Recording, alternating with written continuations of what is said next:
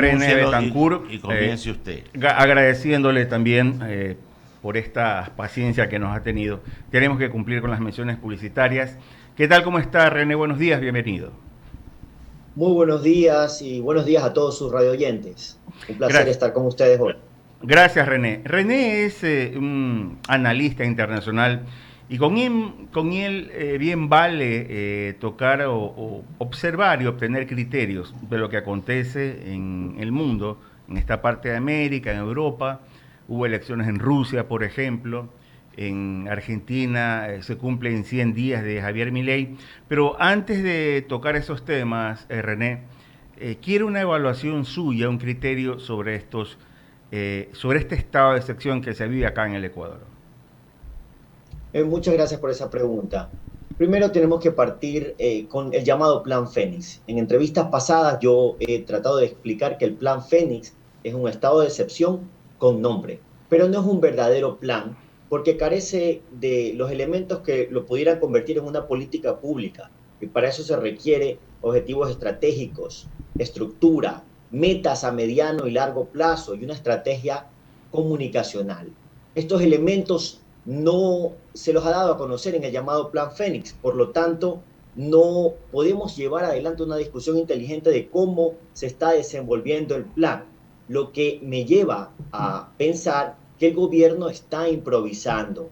Si vemos algunos de los resultados del llamado plan, vamos a ver que si bien ha habido una reducción en los homicidios en el Ecuador, recuerden que comenzamos el 2024 con 45 homicidios por cada 100.000 habitantes y esa cifra se ha reducido más de la mitad.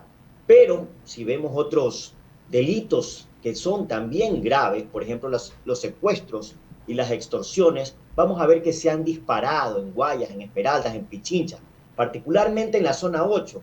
Si vemos, por ejemplo, el periodo de enero a marzo del 2023, vamos a ver que el año pasado teníamos 120 víctimas, que eran víctimas de estos delitos, secuestro y extorsión. Pero en el mismo periodo, en el 2024, esto es enero, febrero y marzo, vamos a ver que se ha multiplicado por 5 el número de víctimas. También vemos otros medios para cometer delitos como son los ataques en las vías a los transportistas usando los llamados Miguelitos. Vamos a ver que estos delitos se han disparado. Entonces, ese deseo de militarizar y de tener una presencia importante en las calles a través de nuestras Fuerzas Armadas y Policía, vamos a ver que no está cumpliendo efectivamente el rol que debiera cumplir. Eso es importante.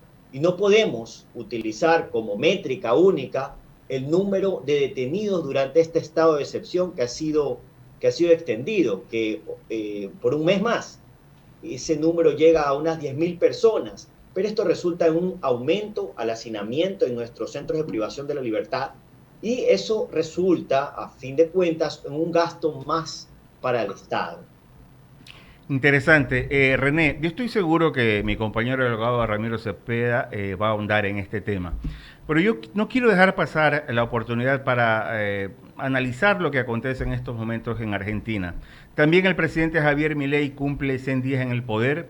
La prensa, los analistas comentan y señalan que si bien es cierto, las medidas han sido duras y es más, la prueba la tenemos las manifestaciones casi diarias en la ciudad de Buenos Aires y ciudades aledañas, pero él ha sido determinante. Desde entrada les dijo cero subsidios, cero renovación de contratos para quienes trabajan en instituciones públicas y una serie de recortes más. Y fue más allá.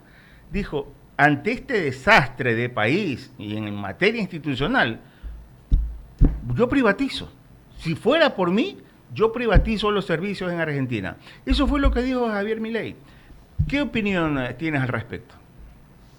Pero Javier Milei es una figura importante en la región y me parece interesante desde muchos puntos de vista. Primero, es electo con un discurso, digamos, un discurso de austeridad y de recortes, a diferencia de otros candidatos que normalmente prometen más de lo que pueden cumplir, ¿no? Por ejemplo, en nuestro caso sería, vamos a duplicar el bono, ¿no? Él dice, vamos a hacer esos recortes, vamos a vivir austeridad porque necesitamos ordenar al fisco. Y él llega al poder con ese discurso.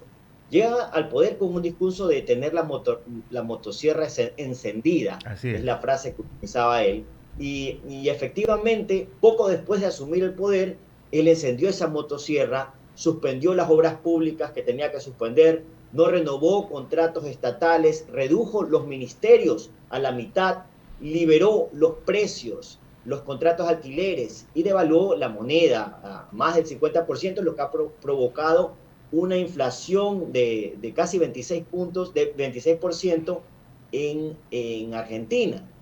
Vemos que él tiene una minoría en el Congreso, la Libertad Avanza es una minoría en el Congreso, el partido al que él está adscrito, y eso hace que los proyectos que ha presentado en el Congreso sufran reveses.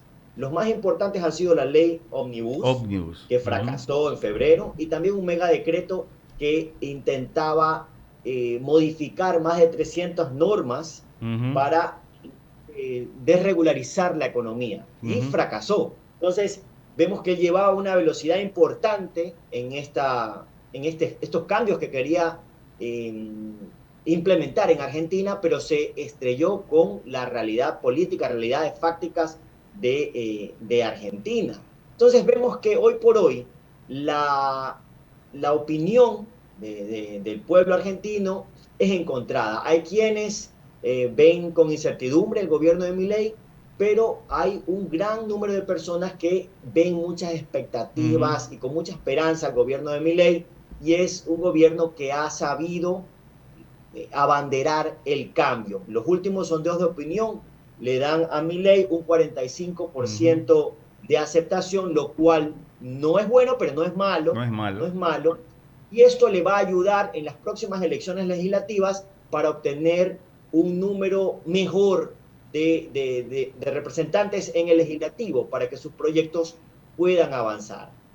Sí, efectivamente, el némesis, la antítesis de Milei es lo que él denomina la casta, y ahí es que se frena. Una más de mi parte, René, para luego darle el paso a Ramiro. Te llevo ahora a Europa. Mira, la semana pasada eligieron, creo que por quinta vez, sale reelecto Vladimir Putin. Mira, no voy a hablar en el tema de ideología, pero tengo que destacar algo en Rusia. Rusia sigue teniendo la economía más grande a nivel de Europa, y a nivel mundial creo que es la tercera o cuarta. O sea, más allá del sistema ideológico, porque es algo similar como acontece en China. El sistema es comunista, qué sé yo, de pronto un comunismo radical, pero en la práctica los chinos son capitalistas. Entonces, lo importante aquí es que el gato, o sea, no nos fijemos en el color del gato, ¿no? Si es negro, si es plomo. Lo importante es que case ratones. ¿Cuál es tu criterio, René? Bueno, ya se ha hablado antes de esto y se ha dicho que esta elección en Rusia era crónica de una muerte anunciada. Vemos que el presidente ruso, Vladimir Putin, fue reelegido por un quinto mandato con 87% de los votos. Entonces esto en realidad es aplastante. Hay críticas de sectores de la oposición que llaman a este proceso democrático una farsa electoral, esto es importante, pero en todo caso es un proceso democrático que sin la presencia de una figura de oposición que sea fuerte, como saben, Alexei Navalny, que era uno de los opositores, que fue perseguido, fue encarcelado y finalmente murió, era la única, digamos, propuesta en la oposición que era más o menos viable o importante, y los que participaron en la elección, los otros 5 candidatos, pues no llegaron a ningún lugar importante en ese proceso electoral. Correcto, estamos dialogando con René Betancourt para quienes nos sintonizan a través de radio 98.9 FM y 99 Qué Buena Radio. Continúe el abogado Ramiro Cepeda. René, ¿cómo te va? Ramiro Cepeda te saluda. Buenos días, Ramiro, un gran abrazo. Igualmente, René, vamos de atrás para adelante en lo que te ha ido preguntando Bolo. Son países que han entendido, China y Rusia, que la estructura política es una, pero su habilidad económica es otra, porque saben que su estructura no podrá sostenerse con hambre y para eso necesitan dinero. Saben que el dinero en muchos casos no lo pueden producir de manera interna y que tienen un mercado en el mundo. ¿Pueden convivir armónicamente estas dos filosofías que al parecer podrían ser opuestas, pero que ellos le dan una efectividad que asombra a propios y extraños? Bueno, precisamente eso es lo que ha hecho Rusia y China, han podido, digamos, divorciar estas cuestiones políticas de la necesidad de desarrollar y crecer como país. Entonces, esto es importante rescatarlo. Podríamos ligar que el objetivo económico termina siendo más importante que las libertades individuales, que la expresión democrática y que la alternabilidad en los gobiernos termina siendo una quimera para que este tipo de planes puedan tener éxito. Es una lección que podríamos colegir si la leemos de alguna manera específica. Bueno, yo no diría que las libertades económicas son más importantes que las libertades individuales, como la libertad de expresión, eh, pero sí diría que es importante analizar estos procesos porque constituyen un cuestionamiento a lo que damos algunas veces como lo aceptable o lo que ha sido normalizado. Pero lo que sí debo decir es que estos procesos de regímenes autoritarios, donde hay pocas libertades, siempre terminan pasando una factura. Por lo menos eso es lo que nos dice la historia. Obviamente, con salvadas excepciones donde los gobiernos son sumamente duros, ¿no? Pero siempre terminan pasando la factura y hay que seguir de cerca estos procesos para aprender algo de ellos. Sí, es que ha habido ejemplos del otro lado también en alternabilidades disfrazadas como en México, hasta que Vicente Fox rompió la hegemonía del PRI y luego AMLO también ha dado su toque, pero ahí se vivía una pseudo democracia en donde un partido único era el que manejaba las riendas del país. Nos hemos dado cuenta que hay gobiernos paralelos en algunos estados de ese mismo país. Otra acuerdo no escrito, pero sí realizado, era en Colombia, en donde liberales y conservadores se alternaban democráticamente el manejo del poder hasta que llegó el señor Petro y tiene una oposición feroz. No voy a calificar si lo ha hecho bien o lo ha hecho mal, no es mi deber hacerlo como ciudadano de otro país, pero se ve que ha logrado juntar a sirios y troyanos en contra de él. Entonces, estamos viendo que en los excesos hay errores, como tú lo acabas de decir, y hay que ver cuando esto se genere, pero también en nuestros sistemas, y ahora sí aterricemos a Ecuador, en nuestros sistemas en donde se dice que hay una democracia, vemos todos los días lo que está pasando a pretexto de democracia, control de estamentos judiciales, administrativos, nichos de poder en determinadas instituciones del sector público, instituciones que deberían hacer el control de todo, que son controladas por uno para vender impunidad o ejercer presión. Entonces, René, ¿de qué estamos hablando si todos los sistemas terminan teniendo fallas? ¿Dónde está el kit del asunto?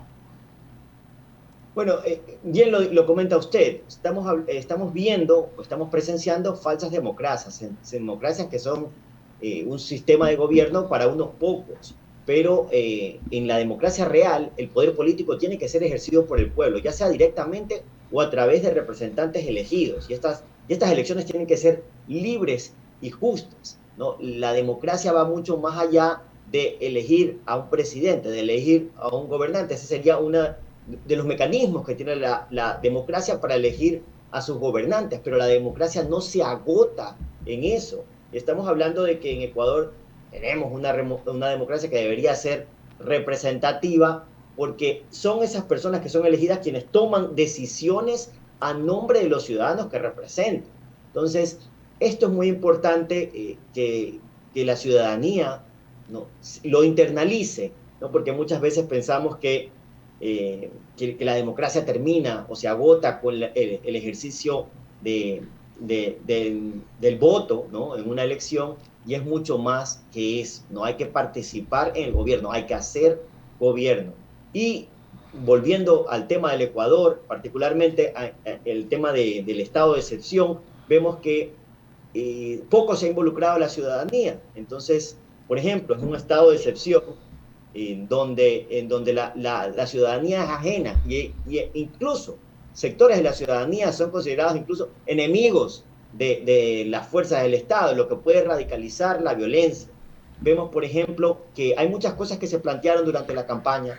Se plantearon, por ejemplo, las cárceles Barcaza, la modernización de las Fuerzas Armadas y de la policía, la dotación de las fuerzas del orden de la más alta tecnología para que desempeñen su labor. Se habló también de militarización de puertos, de fronteras, de reestructuración del sistema de inteligencia y la segmentación de las personas privadas de la libertad. Nada de esto ha ocurrido y a la ciudadanía se la mantiene ajena de estos planes o del plan Fénix con la excusa de que dar detalles sobre el plan representaría que los grupos criminales tengan o conozcan las acciones que va a emprender al gobierno. René, pero ahí paremos. Hay cosas que no se deben decir, pero que sí se deben de sentir. Ni se siente y peor se dicen. Pero hay otras que en las que sí coincido contigo que debería haber una participación ciudadana, pues el ejercicio de la fuerza por parte de la autoridad del Estado debe ser totalmente secreta, no debe de ser publicitada, pero lo que sí debe de ser publicitada es la contraparte ciudadana que debe de ejercer algo, y eso es la parte que creo leerte de tu análisis, que no se ha conciliado con la ciudadanía para hacer este empate, este match entre la violencia ejercida por los que están al margen de la ley, la fuerza implementada por el Estado para contenerlos y la contrapartida de la ciudadanía para hacer que esto no se repita. Correcto, no, muy de acuerdo con usted. Cuando hablamos de un plan de seguridad para un país que está lidiando con el crimen organizado, tiene que haber un análisis, una evaluación. En ese análisis y evaluación se tiene que involucrar a la ciudadanía. Se tienen que desarrollar estrategias con objetivos claros, realistas, para reducir el crimen organizado. Aquí ni siquiera tenemos la métrica y no se las dan a conocer. Si bien las medidas de seguridad, la implementación de ellas, pueden gozar de cierto secretismo, pero no así el presupuesto o el financiamiento de aquel plan, no así una estrategia comunicacional que tiene que tener este plan para que haya una comunicación efectiva e informar a la comunidad sobre las medidas de seguridad, fomentar la participación ciudadana en la prevención del delito, promover la confianza en las autoridades y desalentar la colaboración con grupos criminales, ¿no? Esto es importante. Y aparte de eso, muy importante, evaluación y adaptación continua de ese plan. Para ello se requieren los insumos que proporciona la ciudadanía.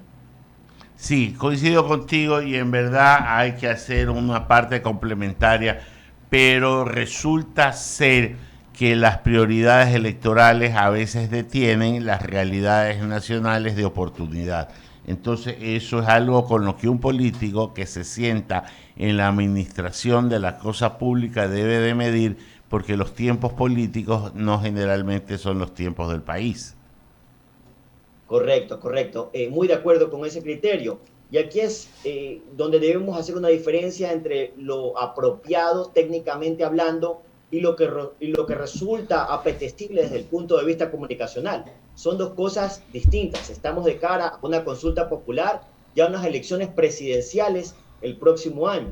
Pero cuando hablamos de improvisaciones o solo nos concentramos en un plan que tendrá réditos electorales, estamos hablando de una cuestión que va a costar vidas, va a resultar en vidas, la pérdida de vidas, y eso es muy importante, hay que sopesarlo de manera meditada y concienzuda. René, para terminar la entrevista, déjame volver con algo que te tocó, Bolo, y que a mí me llama la atención.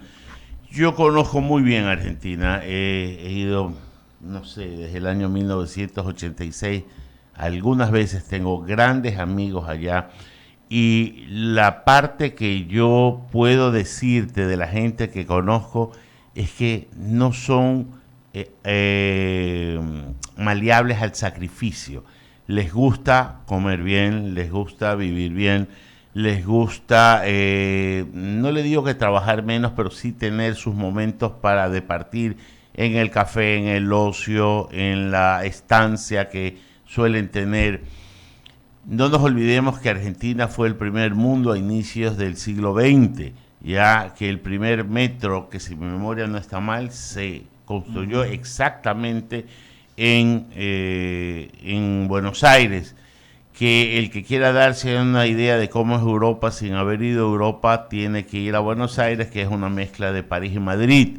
O sea, con esto que te digo, se anunciaba que probablemente el señor Milei con sus políticas no iba a durar mucho tiempo, cosa que para el favor de la democracia y de no sé si de ese país, porque no quisiera evaluar el gobierno aún, ya no ha sucedido.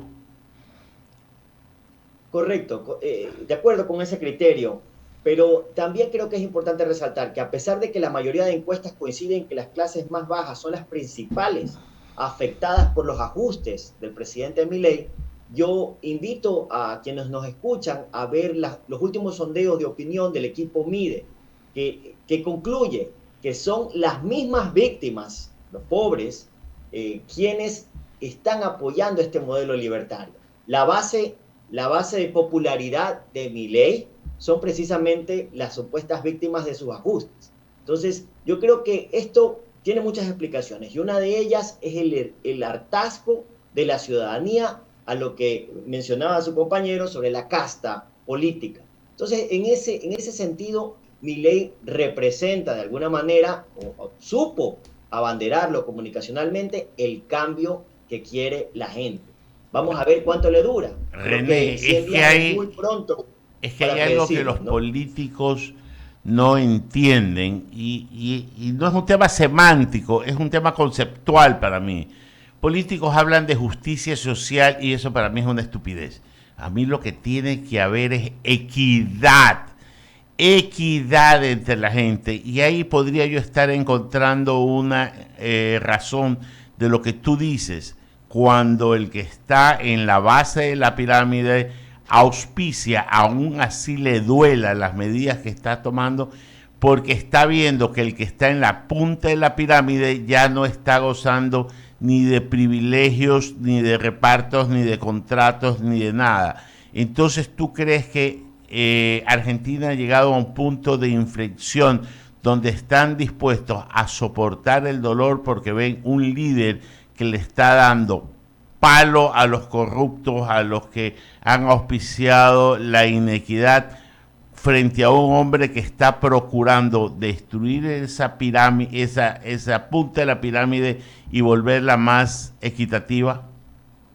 Definitivamente, definitivamente. Y él, por ejemplo, desde el punto de vista comunicacional, no ha dejado de ser agresivo desde el punto de vista comunicacional contra opositores y de alguna manera martillar en los mensajes que transmitió durante la campaña electoral.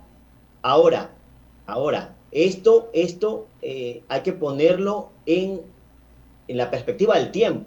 Hay que prestarle mucha atención al tema de la desocupación, porque tarde o temprano, yo diría más temprano que tarde, esto es algo que le va a pasar factura al presidente Milei, porque la recesión va a tener definitivamente un impacto en su popularidad. El desempleo definitivamente va a tener un impacto en su popularidad. Entonces es algo que tiene que ser tomado seriamente en cuenta. Sí, yo entiendo que cuando tú empiezas a destruir estructuras hay daños colaterales, pero ¿tú crees que este tipo de daños colaterales dentro del tejido social argentino va a pasar un costo a corto y mediano plazo a quien lo está ejecutando y podrá dar al traste con lo que se está provocando en estos momentos? No, yo creo que siendo que la base de popularidad o la base electoral del presidente Milei es precisamente los más pobres, yo creo que al abanderar el cambio, él tiene que empoderarse y seguir trabajando en las cosas que prometió, ¿no? Porque yo creo que está siendo coherente precisamente con sus ofertas de campaña. No ha llegado con un nuevo discurso, está haciendo precisamente lo que dijo que iba a hacer. Entonces, hoy por hoy, la moneda de cambio en el gobierno del presidente Milei es precisamente esa coherencia. Sí, coherencia que a veces acá nos hace falta dentro de las instancias gubernativas. René, agradecerte por habernos permitido conversar y fluir ideas de lo que entre tu opinión, la mía y la de Bolo, podemos sacar en conclusión de lo que está pasando, sin dejar de decir que es simplemente un punto de vista. Que tengas un buen día. Un abrazo grande, un buen día. Buen día. Sí, señor, abrimos el espacio a las menciones publicitarias, Bolo.